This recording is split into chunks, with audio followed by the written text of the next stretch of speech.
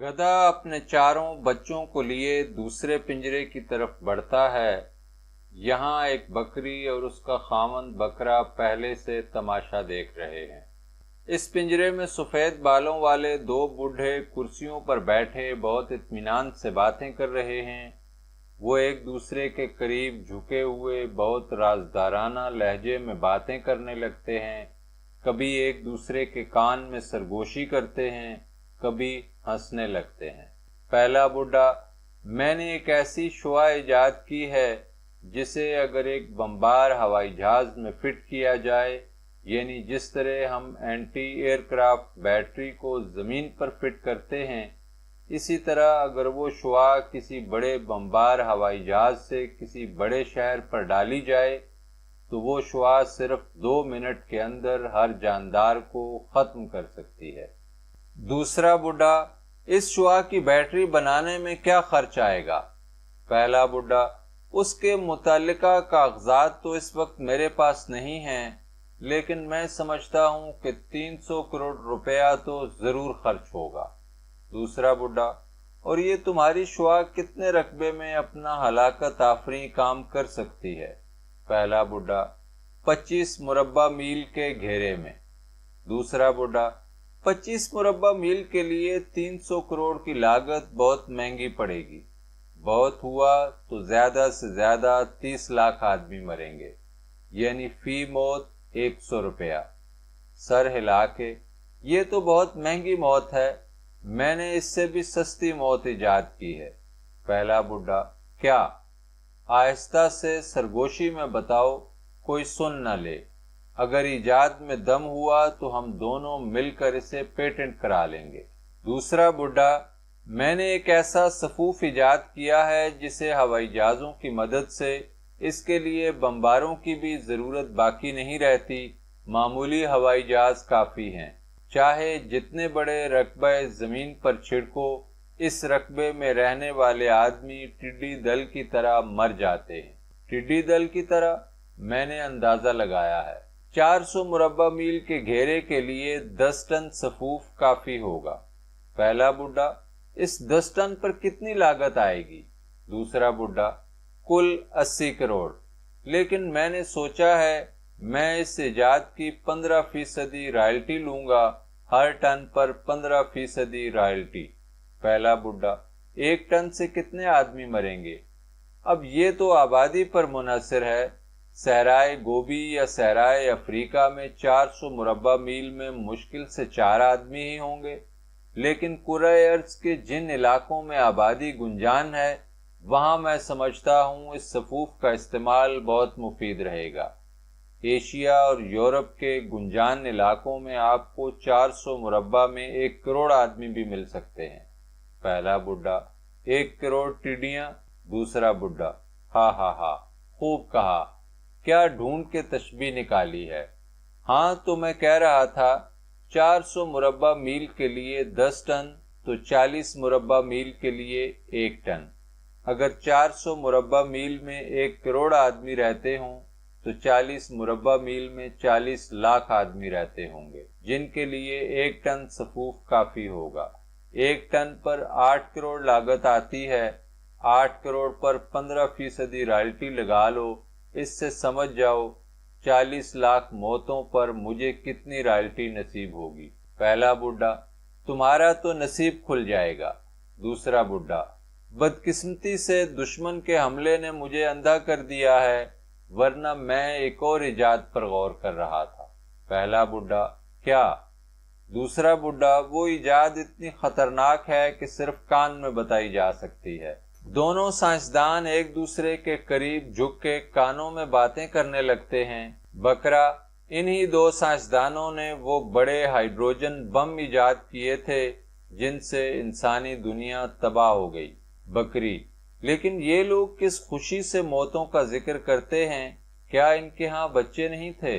बकरा, थे तो सही, लेकिन ये लोग समझते थे किसी न किसी तरह इन लोगों ने अपने आप को यकीन दिलाया होगा कि बम हमेशा दुश्मन के घर पर गिरेंगे और इनके घर हमेशा महफूज रहेंगे। बकरी, अजीब जाहिल लोग हैं।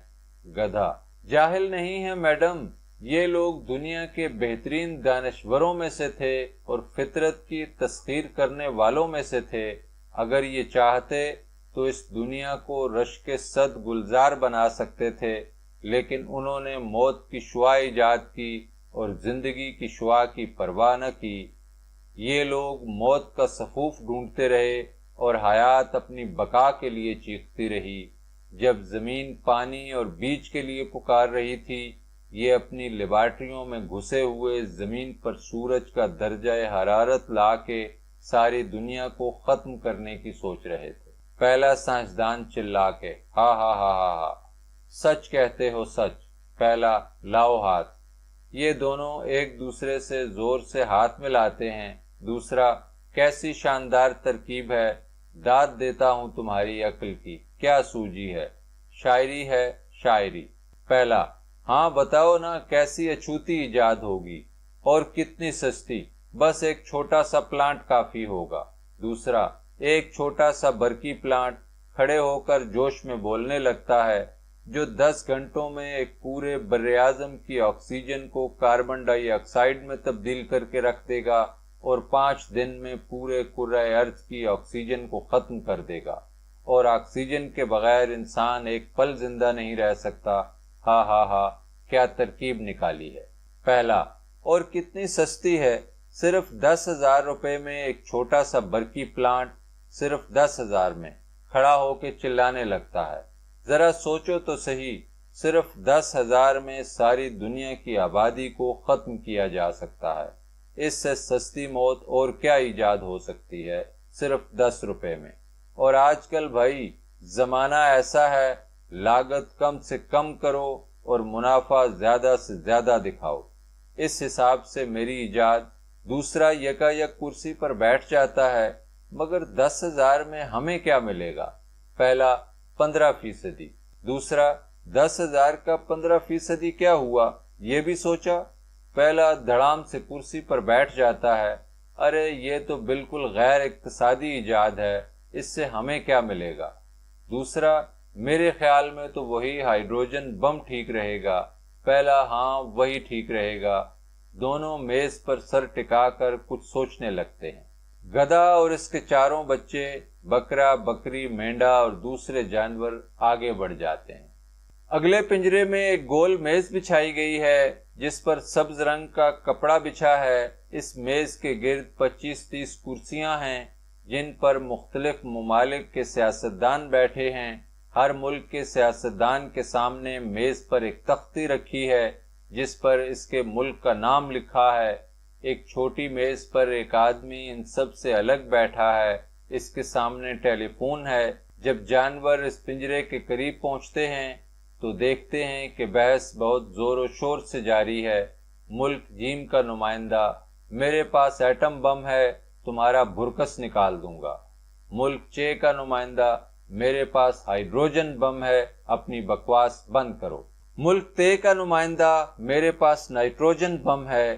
ملک ٹے کا نمائندہ، میرے پاس کوبالٹ بم ہے جو سب بموں کا باپ ہے۔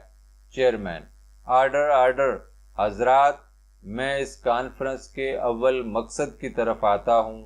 عالمگیر جنگ شروع ہو چکی ہے، تمام دنیا آگ کے شعلوں کی لپیٹ میں آ چکی ہے۔ اس جنگ سے سارے انسانی تمدن کو خطرہ ہے۔ اگر ہم لوگوں نے جلد سے جلد اس جنگ کو ختم نہ کیا تو ساری دنیا تباہ ہو جائے گی۔ ہمیں لازم ہے کہ ہم فوراً دنیا میں امن قائم کریں، یہی اس کانفرنس کا مقصد ہے۔ جنگ ختم کرو۔ ملک الف کا نمائندہ، مگر مسٹر چیئرمین، سوال یہ ہے کہ یہ جنگ پہلے کس نے شروع کی؟ ملک بے کا نمائندہ، تم نے شروع کی۔ الف، نہیں، تم نے خبیث۔ بے، نہیں۔ الف مکہ دکھاتے ہوئے، انسانیت کے دشمن۔ بے مکہ مارتے ہوئے، جمہوریت کے جان لیوا۔ دونوں نمائندے گتھم گتھا ہو جاتے ہیں۔ بہت سے سیاستدان چھڑانے کی کوشش کر رہے ہیں۔ گدھا، ان لوگوں کو ہمارے اسکاؤٹوں نے شہر کارواک کے تہخانے سے پکڑا تھا جہاں یہ لوگ اپنی کانفرنس کر رہے تھے۔ شہر ختم ہو چکا تھا لیکن نیچے تہخانے میں ان کی کانفرنس جاری تھی۔ گدھے کا بچہ نمبر 1، باپو یہ لوگ اب کیا کر رہے ہیں؟ گدھا: بیٹا ان کی کانفرنس ابھی تک جاری ہے۔ اتنے میں کچھ سیاستدان دونوں نمائندوں کو الگ کرنے میں کامیاب ہو گئے اور کانفرنس پھر شروع ہو جاتی ہے۔ ملک سین کا نمائندہ: حضرات، جنگ ختم کرنے سے پہلے یہ اشد ضروری ہے کہ اس بات کا پتہ چلایا جائے کہ جنگ کس نے شروع کی۔ اس کے لیے میں تجویز کرتا ہوں کہ ایک رائل کمیشن فوراً مقرر کیا جائے۔ شین: رائل کمیشن؟ ہاں، یہ معاملے کو کھٹائی میں ڈالنے والی بات ہے۔ میں ایک غیر جانبدارانہ کمیشن کے حق میں ووٹ دیتا ہوں۔ ملک جیم چے ہے خے پر ایک کمیشن مقرر کیا جائے۔ اتنے میں ایک آدمی جو الگ چھوٹی سی میز پر ایئر فون لگائے بیٹھا ہے گھبرا کر کھڑا ہو جاتا ہے اور چلا کے کہتا ہے: شہر براس ڈاک ختم ہو گیا ہے۔ سین: ہونے دو۔ آدمی: حضور، ابھی خبر آئی ہے براعظم امریکہ کے 50 شہر ختم ہو گئے، براعظم یورپ کے 200 شہر تباہ ہو گئے، براعظم ایشیا کے تمام دارالخلافے آگ سے جل گئے۔ حضور جلدی کیجئے، دنیا امن چاہتی ہے، فوری امن۔ سین: تم بیچ میں بولنے والے کون ہو؟ بیٹھ جاؤ۔ آدمی مجبور ہو کر بیٹھ جاتا ہے۔ حضرات، میں کسی غیر جانبدار کمیشن کے حق میں ووٹ نہیں دے سکتا، اور خصوصاً جیم چے ہے خے کے حق میں، جو بہت ہی پسماندہ اور گرے ہوئے ملک ہیں جن کی آبادی 80% سے اوپر ان پڑھ ہے۔ کن فون والا آدمی پھر گھبرا کر کھڑا ہو جاتا ہے۔ آدمی: حضور، 80% ان پڑھ اور 100% پڑھے لکھے سب مر رہے ہیں۔ ہائیڈروجن بم پڑھے لکھے اور جاہلوں میں کوئی فرق نہیں کرتا۔ ابھی خبر آئی ہے کہ افریقہ کے جنگلوں میں آگ لگی ہوئی ہے۔ مسٹر غین، یہ آدمی کون ہے؟ غین: کیوں مسٹر، تم کس ملک کے نمائندے ہو؟ آدمی: حضور، میں دنیا کا نمائندہ ہوں۔ غین: مسٹر چیئرمین، میں پوچھ سکتا ہوں کہ کیا اس نام کا کوئی ملک موجود ہے؟ چیئرمین: نہیں۔ غین: تو بیٹھ جاؤ، بیچ میں مت بولو۔ اس وقت زندگی اور موت کا سوال ہے، جنگ اور امن کا سوال ہے۔ ہم ساری دنیا کے سیاستدان امن چاہتے ہیں اور اسی لیے یہاں اکٹھے ہوئے ہیں۔ ہمیں انسانیت کی فلاح و بہبود کا خیال ہے۔ ہم ذمہ دار انسان ہیں اور انسانیت کے تئیں ہمارا جو فرض ہے ہم اسے کما حقہ پورا کریں گے۔ حاضرین، میں آپ سب کے سامنے اس نازک موقع پر شیکسپیئر کے وہ الفاظ دہراتا ہوں: ٹو بی اور ناٹ ٹو بی۔ کن فون والا آدمی پھر کھڑا ہوتا ہے۔ آدمی: حضور، آپ شیکسپیئر دہرا رہے ہیں اور دنیا ختم ہوئی جا رہی ہے۔ خدا کے لیے جلدی امن قائم کرنے کا فیصلہ کر لیجئے، فوراً جنگ بندی کرنے کا حکم دیجئے ورنہ بہت دیر ہو جائے گی۔ ابھی خبر آئی ہے کہ… غین زور سے چلا کے: ٹو بی اور ناٹ ٹو بی۔ آدمی: حضور، قطب شمالی کی برف پگھلنی شروع ہو گئی ہے۔ غین زیادہ چلا کے: ٹو بی اور ناٹ ٹو بی۔ آدمی: آسٹریلیا میں درجہ حرارت 2000 سینٹی گریڈ تک پہنچ گیا ہے۔ غین: ٹو بی اور ناٹ ٹو بی۔ آدمی: ہندوستان خاموش ہے۔ غین: ٹو بی اور ناٹ ٹو بی۔ میں ہیملیٹ کی پوری تقریر پیش کروں گا، یہ میرا پیدائشی حق ہے۔ آدمی: اب ساری دنیا خاموش ہے، کہیں سے کوئی آواز نہیں آ رہی۔ کن فون والا آدمی فون اتار کر میز پر رکھ دیتا ہے اور میز پر سر جھکائے باہوں میں سر چھپا کر سسکیاں لیتا ہے۔ غین: ٹو بی آر۔ مسٹر غین کی آواز گدھے کی بولی میں گم ہو جاتی ہے۔ گدھا زور زور سے ہنس رہا ہے۔ گدھے کا بچہ نمبر 4: باپو، تم ہنسنے کیوں لگے؟ گدھا: ہنسنے کا مقام ہے کہ رونے کا، کچھ سمجھ میں نہیں آتا۔ ان کی دنیا ختم ہو گئی لیکن ان کی کانفرنس ابھی تک ختم نہیں ہوئی۔ گدھا اپنے بچوں کو لے کر آگے بڑھ جاتا ہے۔ اس پنجرے میں ایک ماں اپنے سر کے بال کھولے ایک پالنے میں اپنے بچے کو جھلا رہی ہے اور لوری گا رہی ہے: سو جا ایٹم بم کے مارے، سو جا راج دلارے، سو جا۔ بچہ بد شکل، بدہیت اور کریہ منظر ہے۔ اس کی ایک آنکھ ماتھے پر ہے، ایک ٹھوڑی پر۔ منہ میں زبان نہیں ہے، زبان دائیں کان کے اندر اگی ہوئی ہے۔ اس بچے کے 3 بازو ہیں اور ایک ٹانگ ہے اور 2 سر ہیں۔ ایک سر کے اوپر سینگ اگا ہے، دوسرے سر کے اندر ایک بازو آہستہ آہستہ ہل رہا ہے۔ گدھے کا بچہ نمبر 1: باپو، کیا یہ انسان کا بچہ ہے؟ گدھا: نہیں، یہ جہنم کا بیٹا ہے۔ گدھے کا بچہ نمبر 2: جہنم کسے کہتے ہیں؟ گدھا: بیٹا، ہر جاندار شے چھوٹے چھوٹے ذروں سے بنتی ہے، جس کا ایک خاص درجہ حرارت ہوتا ہے، جس کے اندر رہ کر وہ اپنی اصل شکل و صورت اور کیمیاوی صفات برقرار رکھتی ہے، لیکن اس درجہ حرارت کو بہت زیادہ بدل دینے سے وہ اپنی شکل و صورت اور کیمیاوی صفات بھی بدل دیتی ہے۔ یہی انسانوں کے ساتھ ہوا۔ ایٹمی اور ہائیڈروجنی جنگ کے بعد جو یہ تھوڑے سے انسان بچے ہیں، یہ سب یا تو اندھے ہو گئے ہیں یا پاگل ہو گئے ہیں یا سرطان کے مرض میں مبتلا ہیں۔ ان میں سے کوئی نہیں بچے گا۔ دھیرے دھیرے اس چڑیا گھر کے تمام انسان فنا ہو جائیں گے۔ ہمارا خیال تھا شاید یہ عورت جس کے پیٹ سے یہ بچہ پیدا ہوا ہے، شاید یہ عورت نسل انسانی کی افزائش میں مدد کرے گی، لیکن ہمارا یہ خیال غلط نکلا۔ ہائیڈروجنی حرارت نے تخلیق کے کیمیاوی عمل کے بھی ٹکڑے ٹکڑے کر دیے ہیں۔ اس عورت کی کوکھ اندھی ہو چکی ہے۔ اب یہ ماں اپنی کوکھ سے شیکسپیئر، ٹیگور، گورکی، غالب، بو علی سینا، اشوک، اکبر، کنفیوشس اور مسیح پیدا نہیں کر سکتی، وہ صرف جہنم کا بیٹا پیدا کر سکتی ہے۔ انسان کی ٹریجڈی یہی ہے کہ جب اس کے سامنے زندگی اور موت کا سوال آیا، اس نے موت کو چن لیا۔ اس لیے اب انسان کا کوئی مستقبل نہیں ہے۔ پردہ: جب پردہ اٹھتا ہے تو وہی زمین ہے اپنے محور کے گرد گھومتی ہوئی، وہی آسمان ہے دودھیا کہکشاں والا، تاروں کی بارات افق تا افق سجی ہوئی ہے، وہی آدمی، ایک آدمی اپنے دونوں ہاتھ پھیلائے، زمین کی طرف منہ کیے، تماشائیوں کی طرف پیٹھ کیے کھڑا ہے، اور چند لمحوں کی خاموشی کے بعد اسی کورس کی صدا فضائے بسیط میں گونج اٹھتی ہے۔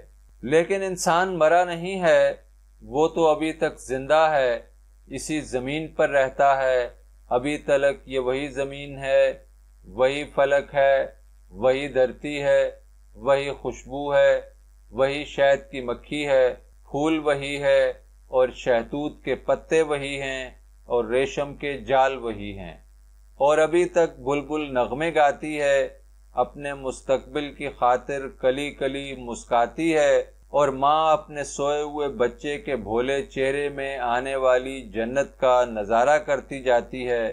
وقت ایک ماں ہے اور تاریخ ایک پالنا ہے، بچہ ایک خواب ہے۔ جنت کا، جہنم کا، کون سا خواب تمہارا ہے؟ جنت کا یا جہنم کا؟ اے انسان، میرے بھائی، میرے ساتھی، میرے ہمدم، میرے دوست، کون سا خواب تمہارا ہے؟ فیصلہ یہ آج ہوگا۔ کورس کی آخری آواز پر تماشائیوں کی طرف پشت کیے ہوئے جو آدمی کھڑا ہے، وہ تماشائیوں کی طرف گھومتا ہے اور آہستہ آہستہ اسٹیج کے مرکز کی طرف بڑھتا ہے۔ یہ آدمی سر سے پاؤں تک ایک نیلے کپڑے میں ملبوس ہے، اس کے چہرے پر بھی نیلی نقاب ہے جس پر سوالیہ نشان بنا ہوا ہے۔ جب یہ آدمی بالکل اسٹیج کے مرکز میں آ جاتا ہے تو اپنے دونوں ہاتھ تماشائیوں کی طرف بڑھا دیتا ہے، اور تماشائی دیکھتے ہیں کہ اس آدمی کے ایک ہاتھ میں ہائیڈروجن بم ہے اور ایک ہاتھ میں امن کی فاختہ۔ پردہ گرتا ہے۔